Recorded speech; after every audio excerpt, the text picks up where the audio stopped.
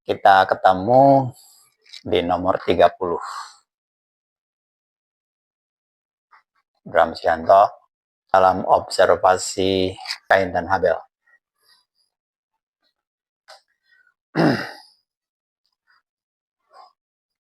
Coba perhatikan ibadah yang ditolak, ibadah yang diterima Kain dan Habel. Masih ingat tentu sandi ini? Ada 6 yang harus kita lihat sampai lemak-lemaknya. Oke, ronde 3. Pertanyaan yang sisa kemarin dari nomor 29, apakah ibadah Kain yang tidak benar itu? Karena ternyata kita sudah tahu bahwa Allah menerangkan kenapa Kain ditolak, karena ibadahnya tidak benar. Apakah ibadah yang tidak benar itu sehingga ditolak? Mari kita lihat persembahannya. Di sini dituliskan Kain membawa hasil tanahnya sebagai persembahan. Ditolak Allah. Ini ditolak YHWH. Aslinya begitu.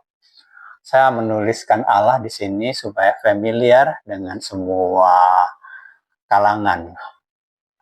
Dalam kitab aslinya, dalam kitab Musa ditulis YHWH.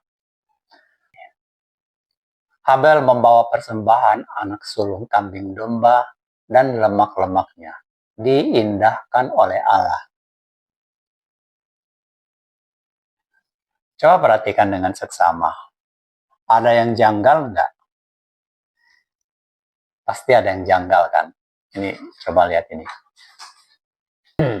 Kita perhatikan 2 persembahan yang berbeda. Persembahan Kain, hasil tanah. Persembahan Habel, anak kambing domba sulung dan lemak-lemaknya. Kita perhatikan ini dulu, persembahannya Habel. Sebenarnya jika disebut anak kambing domba sampai di sini saja,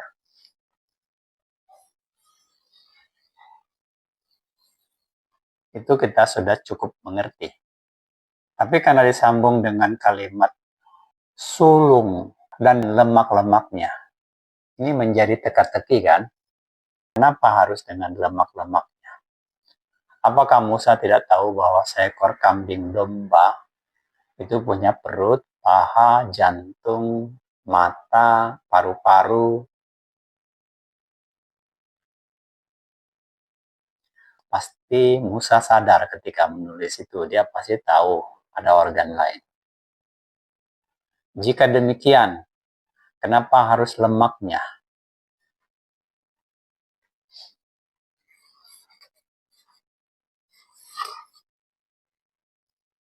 Saudara sekalian, itulah pesan tersandi.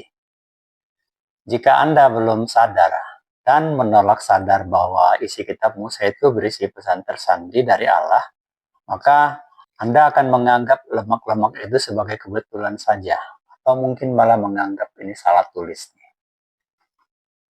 Jika kita percaya itu bukan salah tulis, baguslah.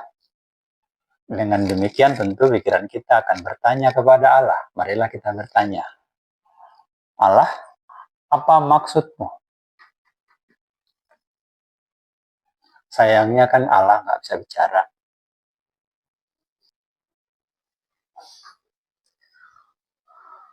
Saya berhenti sebentar di bagian ini menerangkan Allah tidak bisa bicara karena Allah bukan pribadi, bukan person. Allah itu tidak hidup dan memang bukan makhluk hidup. Allah itu adalah kata keterangan kuasa atau entitas kuasa. Yang bisa bicara itu adalah Yesus. Ini sama seperti presiden tidak bisa bicara, karena presiden itu adalah entitas kuasa, kata keterangan jabatan. Dalam konteks waktu sekarang, kalau kita pakai analogi pemerintahan Republik Indonesia, yang sekarang ini yang menjabat presiden kan Pak Prabowo. Maka yang bisa bicara adalah Prabowo. Presiden tidak bisa bicara karena presiden bukan makhluk hidup. Penjelasan ini saya berikan memahami teks Allah yang hidup yang kita temukan di kitab Raja-Raja dan di beberapa bagian di Alkitab. Perhatikan juga persembahan Kain, disebut hasil tanah. Tentu ini juga teka-teki kan? Kenapa tidak disebut misalnya kelapa muda dan airnya? Atau kelapa tua dan santannya ya, supaya sepadanlah dengan ini.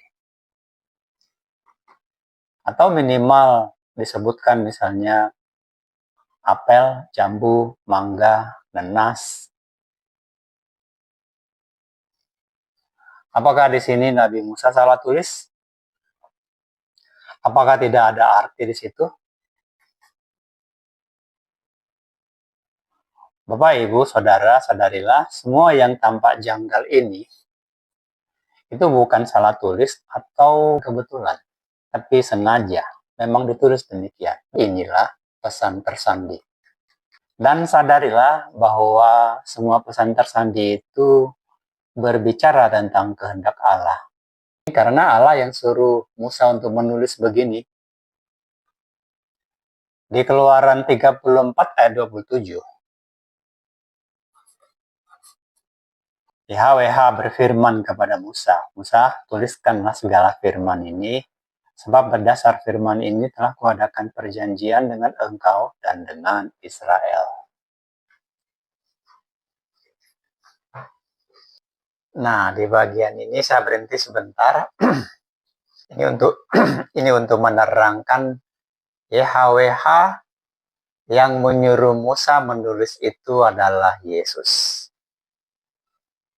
Arti dari YHWH adalah Allah yang hidup. Saya sengaja mengatakan ini di bagian depan karena proses selanjutnya di ronde berikutnya kita akan melihat bahwa YHWH itu Yesus. Dan di nomor-nomor lain juga memang kita sedang dalam perjalanan membuktikan bahwa YHWH itu adalah Yesus, termasuk membuka kodenya nanti. Jadi kita akan observasi juga kode tetragrammaton YHWH. Jadi secara spirit, kita lah Israel itu. Israel itu adalah orang yang beriman, yang mau masuk dalam perjanjian satu Allah, yang dibuatnya khusus supaya ada orang beriman yang mau berjanji satu Allah, yaitu YHWH sebagai Allahnya, tanpa ada Allah yang lain. Berarti kepada kita juga lah sebenarnya pesan itu. Semuanya ini ditujukan kepada kita ini. Dalam konteks bahasa sandi, ibadah Habel dan ibadah Kain itu adalah bahasa roh atau bimbingan roh dari Allah yang adalah roh itu kepada kita. Ini sebenarnya tentang memahami kehendak Allah. Saya berhenti sebentar di bagian ini menerangkan. Di Alkitab ada satu tema penting, yaitu kehendak Allah. Perikop Kain dan Habel adalah pelajaran mendasar tentang memahami kehendak Allah yang diajarkan oleh Allah sendiri dengan bahasa tanda dan kejadian. Ini pelajaran mendasar tentang kehendak Allah nih sebenarnya. Dialah yang berkehendak menolak Kain dan menerima Habel. Jadi kita perlu memahami kehendak dia.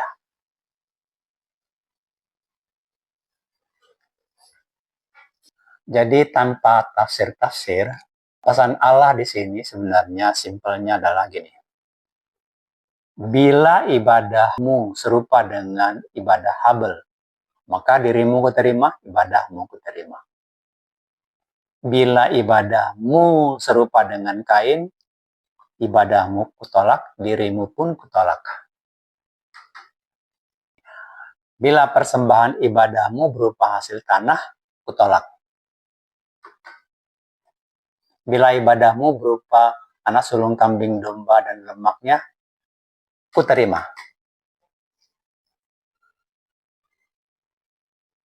Hebat kan? tidak tertulis persis seperti yang saya katakan, tetapi tidak mungkin diartikan berbeda dari yang saya katakan tadi. Itulah pesan tersandi. Ini artinya pesan terpimpin.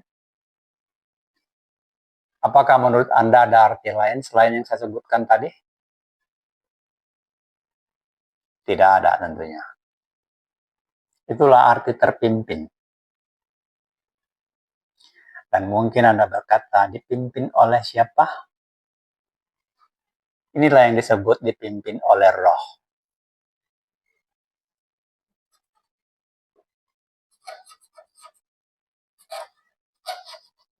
Dipimpin oleh roh.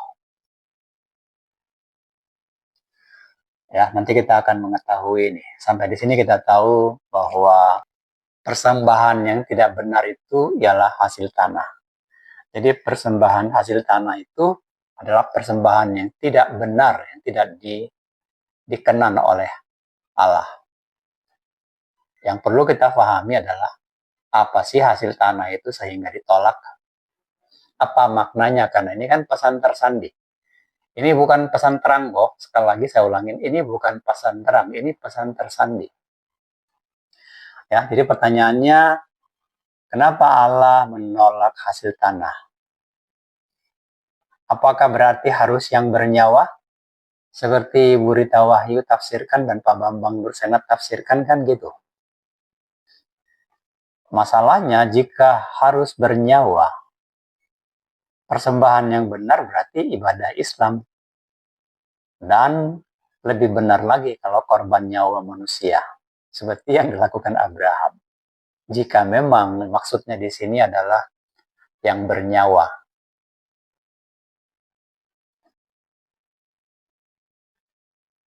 Tapi benarkah tafsir demikian? Jika demikian, nyawa siapa yang kita mau persembahkan? Nyawa siapa yang harus kita bawa? Katakanlah sekali setahun. Nyawa siapa yang mau kita bawa untuk dipersembahkan? Bukan itu maksudnya. Di tempat pertama sadarilah, kejadian Habel dan Kain itu memang pelajaran dari Allah tentang apa? Tentang memahami kehendak Allah. Inilah sebenarnya pelajaran dari Allah tentang memahami kehendak Allah. Disinilah kita harus sadari, janganlah menerka-nerka, janganlah menafsir-nafsirkan. Disinilah Anda harus berani 100% sola scriptura. Bukan menafsirkan scriptura, tapi harus benar-benar sola scriptura. Karena pertanyaan ini teka-teki di sini sudah disediakan jawabannya secara scriptura di bagian yang lain. Jadi sola scriptura itu harus 100% mencari jawaban teka-teki ini dari dalam Alkitab itu sendiri. Jangan sampai Anda merasa melihat sebuah ayat ditafsirkan, kemudian ambil lagi ayat sampai 3 ayat, 4 ayat, Anda sebut itu sebagai sola scriptura, padahal konten pikiran Anda itu bukan sola scriptura. Itu sola kira-kira.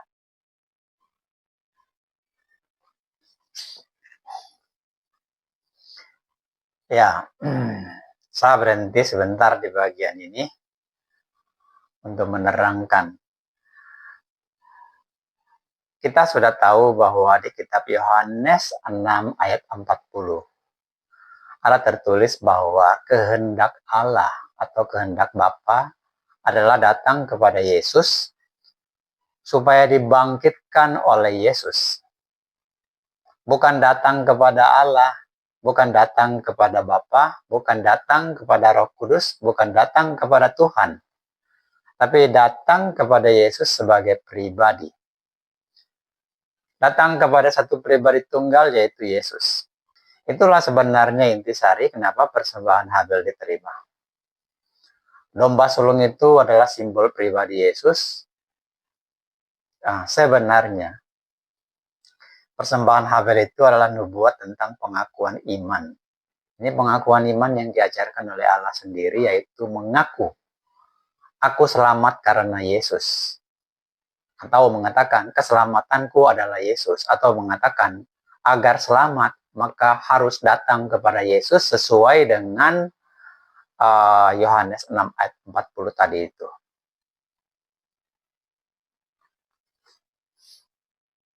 Jadi untuk memahami kehendak Allah di dalam kejadian Kain dan Habel ini, janganlah menafsir-nafsirkan.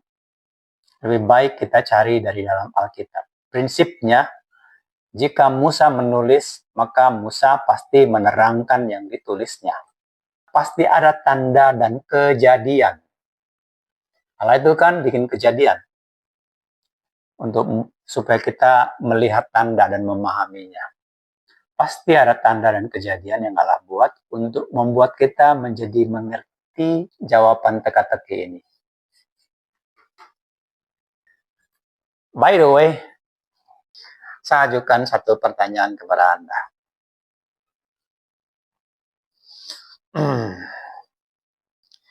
Pernahkah Anda melihat di Alkitab dikatakan bahasa roh dan dipimpin oleh roh?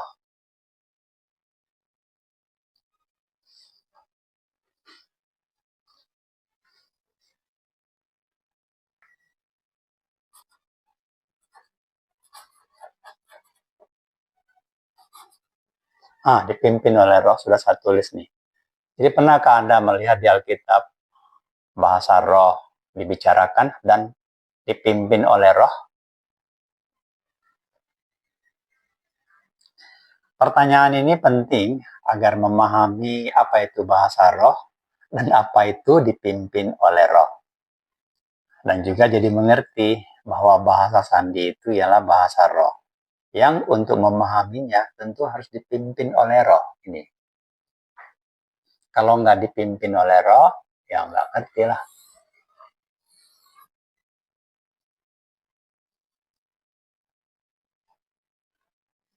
Frasa dipimpin oleh roh, ini kita temukan di Galatia 5 ayat 18 kan, ada ya.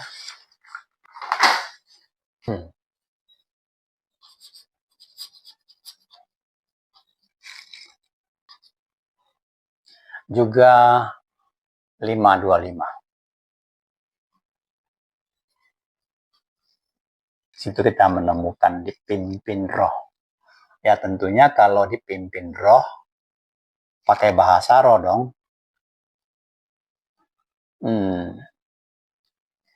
Mari kita pahami ya.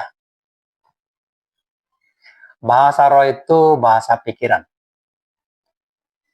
Diucapkan, tapi tidak diucapkan dengan lengkap. Dan tidak selalu diucapkan, tapi pakai tanda. Tapi artinya nggak boleh ditafsirkan lain dari yang ditentukan. Karena artinya sudah ditentukan oleh roh itu. Dipimpin oleh roh. Inilah ya buktinya tadi. Ya. Bila ibadah dengan cara Habel, maka aku terima ibadahmu dan dirimu. Ini hasil akhirnya nih. Bila ibadah dengan cara Kain, kutolak ibadahmu. Ini hasilnya. Nggak mungkin diartikan lain. Karena sudah melalui kejadian. Jadi Anda nggak perlu tagih kalimatnya lagi lah. Kan sudah ada kejadiannya.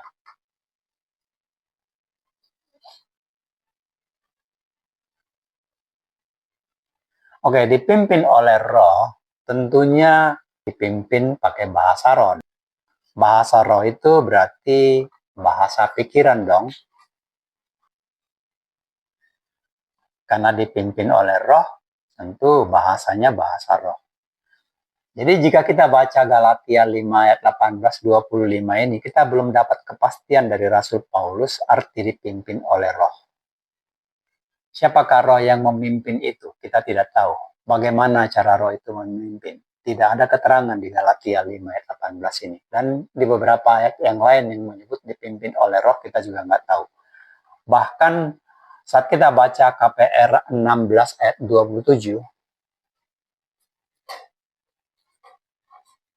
ini ketika dia dilarang oleh roh Yesus ya. Jadi sudah jelas muncul sebenarnya roh Yesus melarang mereka untuk pergi ke sana ini. Di sini muncul roh Yesus ya.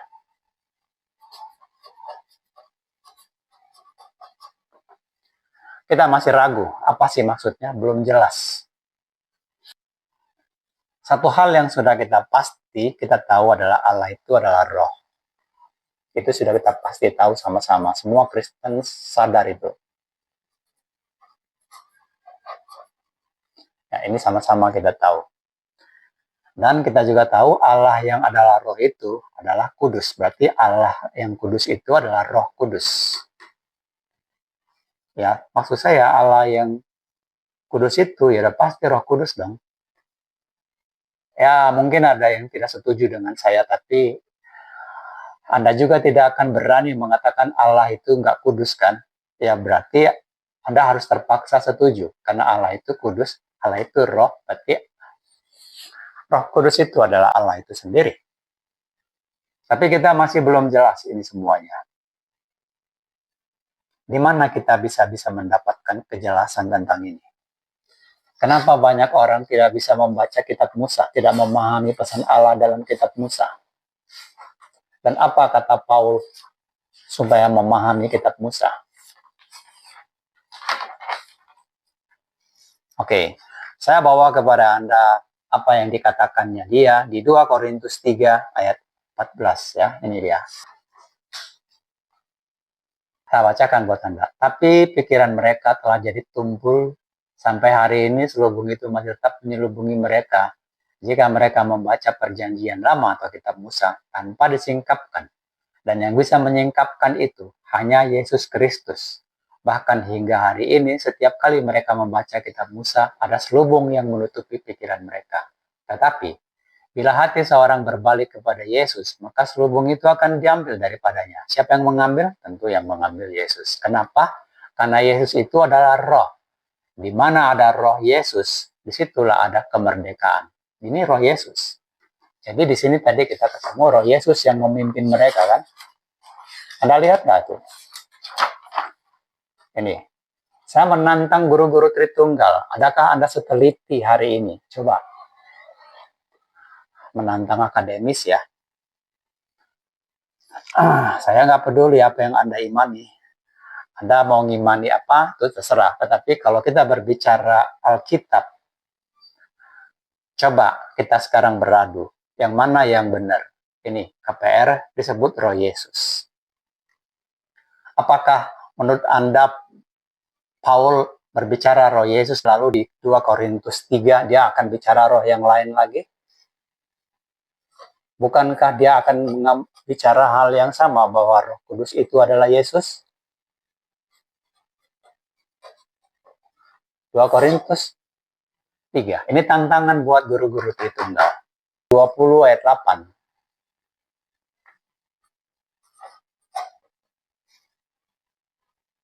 Ayat 28 ayat 20 ya. Matius 28 ayat 20. Di sini dia berkata, aku menyertaimu sampai akhir zaman.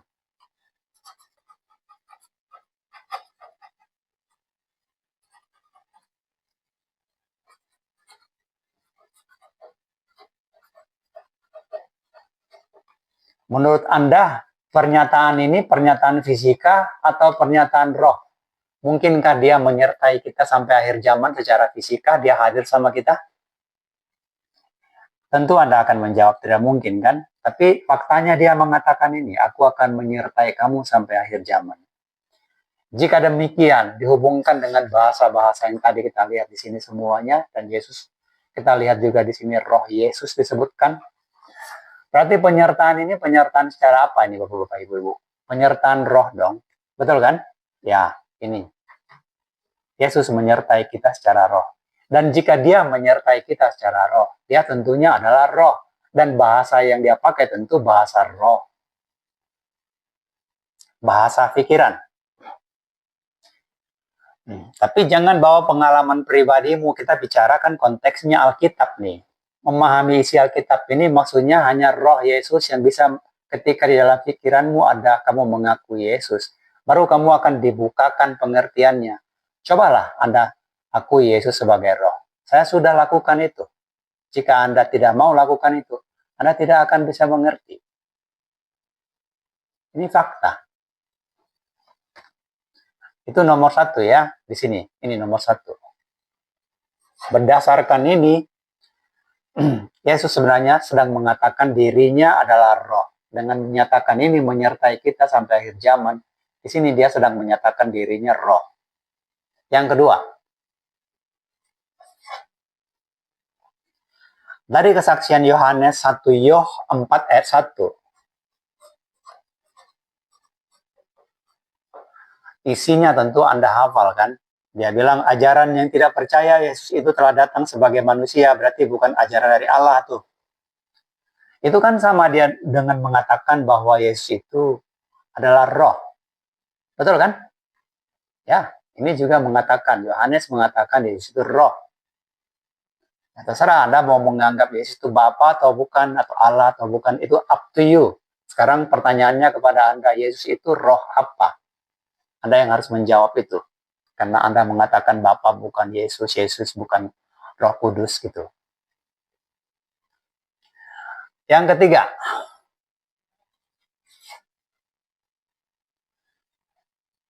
ini kembali lagi Matius 28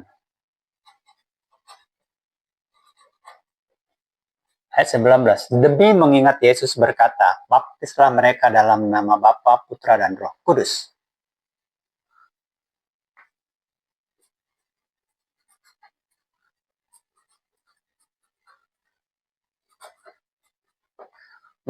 Dia bilang baptis mereka dalam nama Bapa, Putra, Roh Kudus. Tapi realisasinya Paulus dan Petrus melaksanakan perintah ini ya dengan membaptis orang hanya dalam nama Yesus. Anda boleh lihat itu di KPR 19 ayat 2. Anda boleh lihat juga di KPR 238.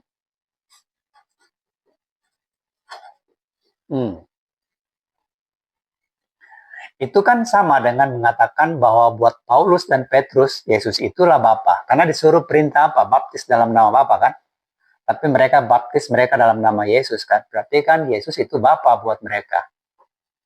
Clean and clear. Tapi sekali lagi up to you. Dan nomor 4. Nomor 4 nih ya. Aduh, udah habis tempat nih. Kesini aja ya. Anda boleh lihat lagi Yesaya 9 ayat 6.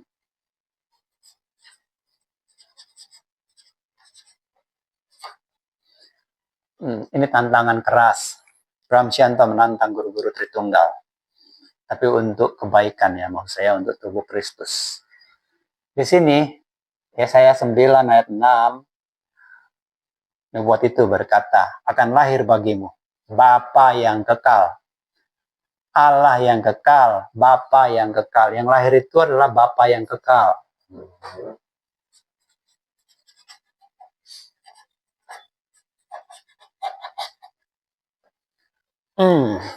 Itu ada Raja Damai, Bapa yang kekal. Ya, kalau Raja Damai Anda mau mengaku Yesus. Tapi kenapa Anda memecat Yesus sebagai Bapa? Sebagai Raja Damai Anda akui. Sebagai Tuhan Anda akui. Sebagai penasehat ajaib, mungkin Anda masih mengakui. Di sini ada ditulis loh, penasehat ajaib, Allah yang kekal, Bapa yang kekal, Raja Damai, Yesaya 9.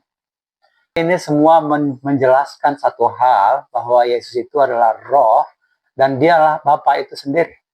Kita tinggal perlu memahaminya dalam konteks apa dia sebagai Allah, sebagai Bapa, sebagai Mesias. Pribadinya satu semuanya. Saya pin di sini ya, pribadinya satu. Ini tentang satu pribadi, bukan 3 pribadi.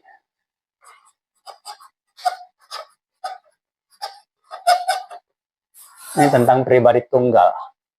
Saya sengaja membuat begini karena kita akan melihat simbolnya di depan. Kita akan masuk ke ronde keempat nanti. Di ronde 3 ini yang saya mau kasih tahu pada Anda. Ya, di bagian ini saya berhenti sebentar untuk mengingatkan doktrin yang mengatakan atau mengaku Yesus hanyalah salah satu dari pribadi Allah. Padahal kita lihat di sini Yesus itu adalah satu-satunya pribadi dari Allah. Pribadi dari Bapa, Tuhan, Mesias, atau penasihat agung itu. Cuman satu pribadi itu.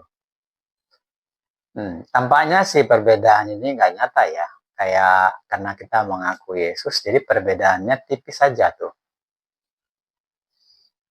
Tapi sebenarnya itu sudah termasuk penyangkalan terhadap Taurat pertama yang mengatakan jangan ada Allah lain bagimu selain aku. Aku itu di situ adalah Yesus.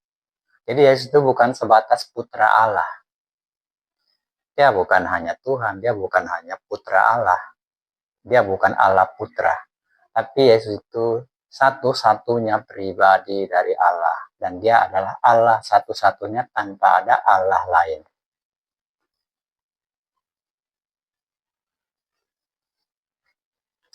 Oke, ronde 3 ini akan saya selesaikan dulu dengan sedikit penjelasan tambahan begini. Ini ternyata kita masuk ke dalam topik yang berat ya. Saya membuat Anda jadi berpikir keras ya. Ini kan demi pemurnian loh. Mari kita lihat ini lagi. Apakah arti hasil tanah yang ditolak?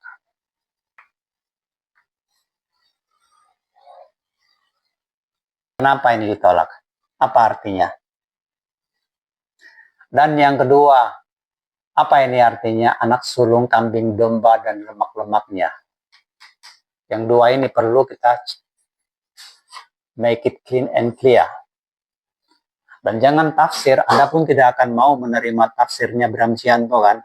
Maka itu saya tidak akan membawakan tafsir. Yang saya tunjukkan kepada Anda adalah skriptura dari Alkitab yang akan menjelaskan apa ini hasil tanah ditolak ini apa. Tertulis di Alkitab. Ada tertulis di Alkitab. Ya. Dari yang dua ini, kita dulu kan anak sulung kambing domba. Kita mulai dulu dari satu hal, yaitu kambing domba. Apa yang Anda ketahui tentang kambing domba dalam Alkitab?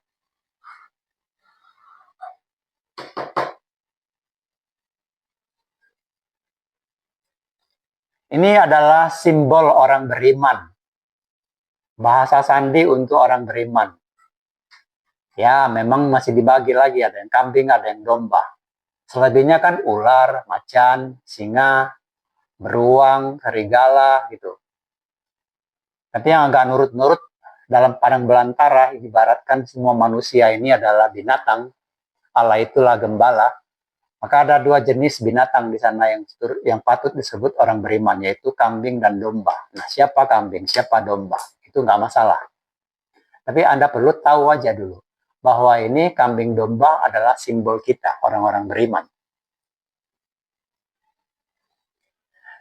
Ya, kenapa disebut sulung? Ya, karena tentu di antara kambing domba ini ada yang sulung nih. Siapa yang sulung? Ini kan tentang kepada Allah nih, tentang beribadah kepada Allah. Ini kan temanya beribadah kepada Allah nih. Bapak-bapak, ibu-ibu, ini this is about worshiping the God. Ini persembahan kepada Allah. Jadi ini temanya jangan lari dari situ. Ini para kambing domba. Ya, yang sulung di antara kita adalah Sang Mesias itu. Ya, dia bukan yang lahir duluan, tapi dialah yang sulung. Nanti kan kambing domba ini akan naik ke sorga, kan kembali ke Firdaus kan. Tapi si Yesus sudah duluan. Dia yang duluan balik ke sorga nih.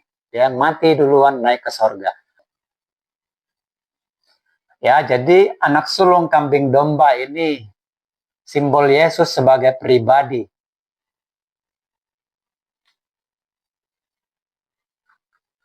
Apa lemak-lemaknya? Nanti dulu. Lemak-lemaknya ini di ronde berikutnya. Saya mau selesaikan ini dulu.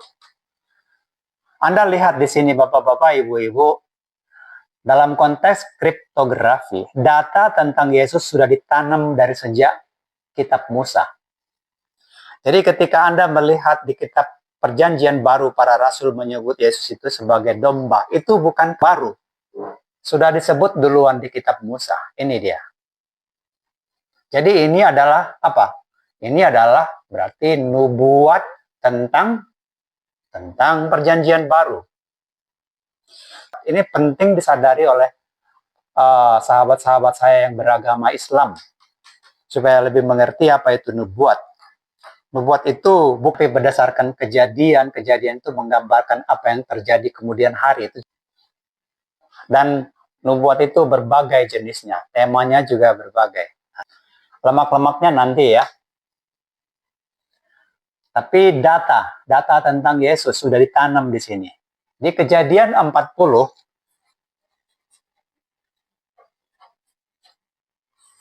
nih, di situ kita sudah melihat, lihat di situ roti,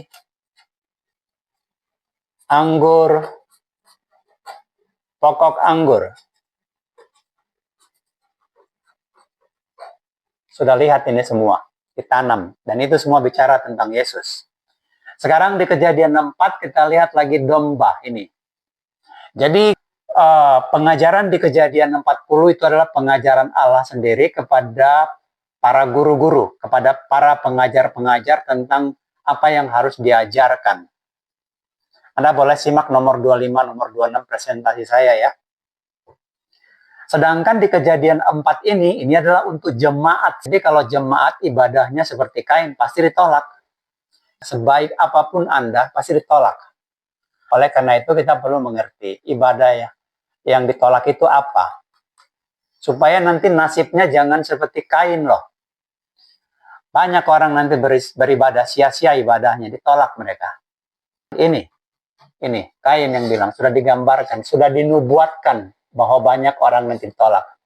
Matius 7:21 juga Yesus bilang banyak yang ditolak nanti.